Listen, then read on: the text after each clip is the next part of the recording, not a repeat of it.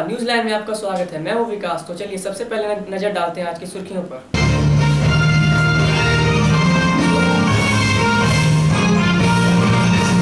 भारतीय state bank के परिसर में गुरुवार की संध्या को मनाया गया अंतर्राष्ट्रीय पेंशनर दिवस।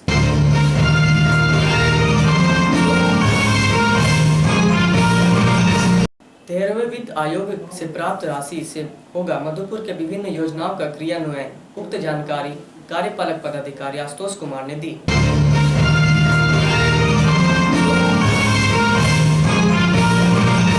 सारठ विधानसभा चुनाव को लेकर मधुपुर नगर पार्षद भी दे रहा है अपना सहयोग। टैंकर द्वारा की जा रही है जवानों को पेयजल की आपूर्ति।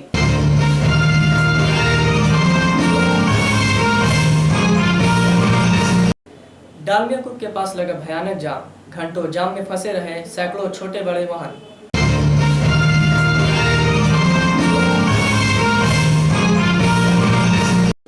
मथुरापुर स्टेशन के समीप डाउन ईएमयू चलती ट्रेन से टीटी को गिराया। भारतीय स्टेट बैंक के परिसर में गुरुवार की संध्या को मनाया गया अंतर्राष्ट्रीय पेंशनर दिवस। स्थानीय स्टेट बैंक परिसर में गुरुवार की संध्या को अंतर्राष्ट्रीय पेंशनर दिवस कृष्णपद घोष की अध्यक्षता में संपन्न हुई। मौके पर एसबीआई के मुख्य शाखा प्रबंधक मधुकर प्रसाद शाह ने सभी बुजुर्ग पेंशनरों को टार्च व चाबी रिंग देकर सम्मानित किया। वह सबों से उनकी शिकायतों को सुनकर समाधान का आश्वासन दिया। उपभोक्ता सहायता समिति के वरिष्ठ सदस्य श्री कृष्णपद घोष ने कहा कि 17 दिसंबर 1982 को एक पेंशनर को हाई कोर्ट में रीट दाखिल करने के बाद फैसला उनके पक्ष में आया था। उसी दिन से पेंशनर दिवस मनाया जा रहा है। मौके पर नथुनी झा, शाहिद आलमी, अल्ताफ हुसैन, ब्रज नारायण झा, विष्णु राय समेत सैकड़ों महिला पुरुष पेंशनर उपस्थित थे। मथुरापुर स्टेशन के समीप डाउन ईएमयू चलती ट्रेन से टीटी को गिराया। मुख्य रेलखंड के जसीडीह मधुपुर के बीच मथुरापुर स्टेशन के बीच डाउन ईएमयू ट्रेन से टिकट मांगने पर यात्रियों ने टीटीई को चलती ट्रेन से ढकेल दिया। टीटीई निशापति बेसरा को माथे और पैर में गंभीर चोट लगी है। घटना गुरुवार की है। बताया जाता है कि झाझा से आसनसोल तक चलने वाली ईएमयू सवारी ट्रेन में टीटीई निशापति बेसरा टिकट जांच कर रहे थे। इस दौरान कुछ यात्रियों से उनकी बहस हो गई और मथुरापुर के पास चलती ट्रेन से यात्रियों ने टीटीई को ढकेल दिया। घटना के देखते ही गार्ड ने ट्रेन को रोककर जख्मी टीटी को ट्रेन में चढ़ाकर मधुपुर लाया। जख्मी हालत में रेलवे अस्पताल में भर्ती किया, जहां प्राथमिक उपचार के बाद उन्हें बेहतर इलाज के लिए आसनसोल रेफर कर दिया। इधर घटना की खबर मिलते ही जसीडीह और मधुपुर के तमाम टीटी अस्पताल पहुंच गए। सबों ने घायल टीटी के प्रति संवेदना व्यक्त करते हुए घटना की तीव्र निंदा की और सभी ने एक स्वर से रेल प्रशासन से मांग की कि लोकल ट्रेन में ड्यूटी के दौरान सुरक्षा मुहैया कराया जाए। मौके पर आरपीए प्रभारी अरविंद कुमार, सीआईटी एमए खान, अनिल कुमार, ईआरएमसी के सचिव एस चटर्जी सहित कई अधिकारी और रेल कर्मी मौजूद थे। अब वक्त एक छोटे से ब्रेक का, मिलते हैं ब्रेक के बाद।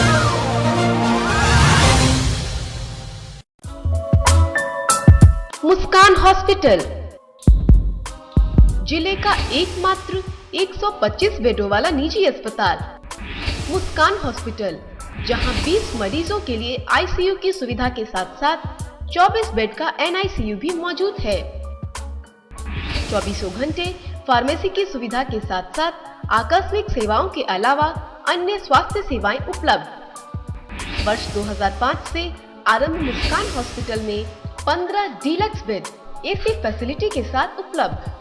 4 मरीजों के एक साथ डायलिसिस की सुविधा के अलावा ईएनटी, न्यूरो सर्जरी के अलावा गंभीर बीमारियों के साथ हड्डी रोग से जुड़े विशेषज्ञ चिकित्सकों के 24 घंटे व्यवस्था उपलब्ध। नगर में पहली बार 24 घंटे के अंदर हेल्थ केयर टेस्ट की सुविधा भी उपलब्ध। Muskan hospital, Ramnagar colony, Chas, Bokaro.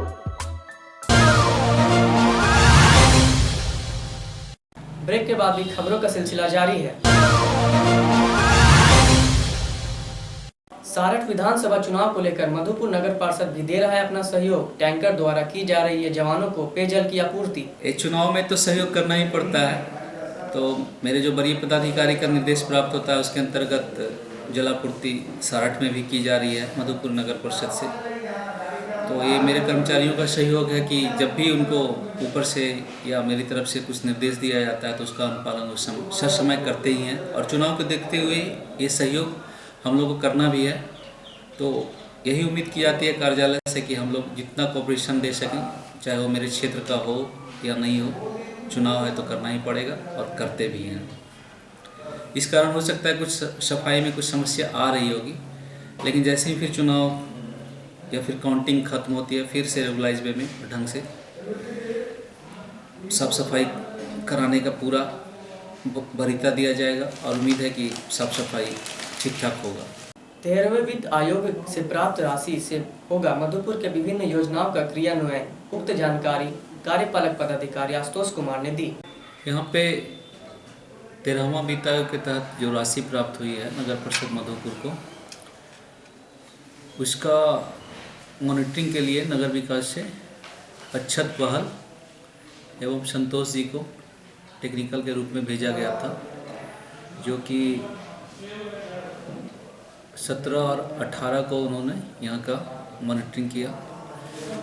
तो उस मॉनिटरिंग में जो भी नगर परिषद की तरफ से ऑब्जेक्शन या जो अवरोध आ रहा था कार्य करने में, उसको उनको अवगत कराया गया है। एग्जाम्पल में जो हम लोग का हटिया मार्केट कम्प्लेक्स का निर्माण होना है, उसमें अभी तक संबंधित राजस्व विभाग से हस्तांतरण का पत्र नहीं आया है, तो वो भी उनको अवगत करा दिया गया है कि आपस में विभाग से विभाग कंसल्ट कर इसको बाधा को दूर किया जाए ताकि वो काम हो। और फिर इसमें बस स्टैंड का भी उन्होंने पूछा कि ये काम क्यों रुका हुआ है, उसका भी थोड़ा प्रोविज़न अभी जिला स्तर से रुका हुआ है कि उन लोगों को कोई गाइडलाइन संबंधित विभाग से प्राप्त नहीं हुआ है। हालांकि जो भी बस स्टैंड के ज़मीन के हस्तांतरण के एवज में राशि नगर परिषद को प्राप्त हुई थी, वो जिला को उसी समय हस्तांतरण कर दी गई थी। तो जैसे ही विभाग से जिला को निर्देश प्राप्त होगा, जमीन अधिग्रहण से संबंधित अग्रेतर कार्रवाई की जाएगी और उपायुक्त महोदय के स्तर से भी लेटर संबंधित विभाग को दे दी गई है।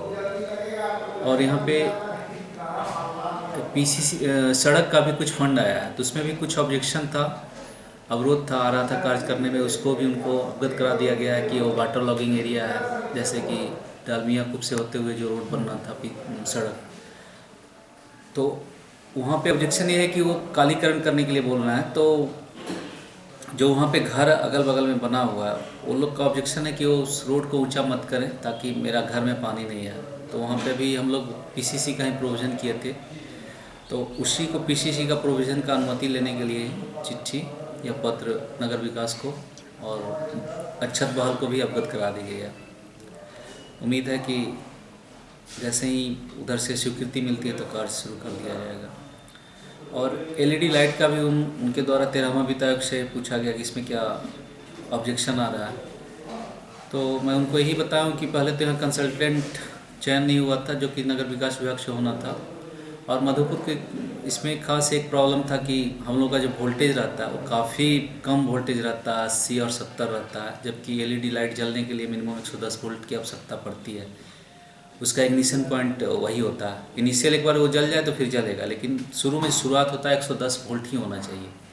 तो उस एवज में फिर मेरे को डीपीआर उसका बनवाना था, तो सचिव महोदय से 18/11/14 को मेरा मीटिंग था, उसमें अवगत कराया था, तो उनका स्वीकृति मिल गया और पत्र के माध्यम से उनको अवगत भी करा दिए हैं। तो जैसे ही मेरे जनप्रतिनिधि और माननीय अध्यक्ष उपाध्यक्ष वार्ड आयुक्तों से सूची मिल जाएगी तो उसका भी काम शुरू कर दिया जाएगा। अभी कोड ऑफ कंडक्ट भी लगा हुआ है, उसके बाद वो काम शुरू कर दिया जाएगा। जितनी भी जानकारी थी सभी जानकारी अच्छत बहाल और संतोष जी को यहाँ से डॉक्यूमेंट्स के साथ कल पूरा हैंडओवर कर दिया गया और उनसे भी सहयोग की अपेक्षा की गई है कि नगर विकास में सहयोग वो प्राप्त कराएं मधुपुर नगर परिषद को, ताकि यहाँ का 13वां वित्त आयोग से प्राप्त राशि का कार्य हो सके। डालमिया कूप के पास लगा भयानक जाम, घंटों जाम में फंसे रहे सैकड़ों छोटे बड़े वाहन। मधुपुर को सुंदर और व्यवस्थित बनाने के लिए वर्षों से निरंतर प्रयास चल रहा है, लेकिन अब तक के सारे प्रयास ढाक के 3 पात साबित हुए हैं।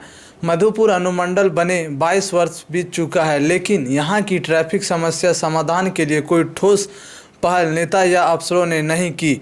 यातायात नियमों की यहाँ धज्जियाँ उड़ती है। नगर परिषद बोर्ड ने 3 वर्ष पहले शहरी क्षेत्र के थाना मोड़, गांधी चौक, रामजस रोड, SBI के निकट लॉर्ड सिन्हा रोड समेत 7 स्थानों में पार्किंग सुविधा मुहैया कराने का निर्णय लिया है। बोर्ड निर्णय के आलोक में थाना मोड़, गांधी चौक पर घेराबंदी भी की गई, लेकिन निर्णय का अनुपालन नहीं हो पाया। एक साथ सभी स्थानों पर पार्किंग की व्यवस्था करने की बात नगर परिषद से अभी भी कही जाती है।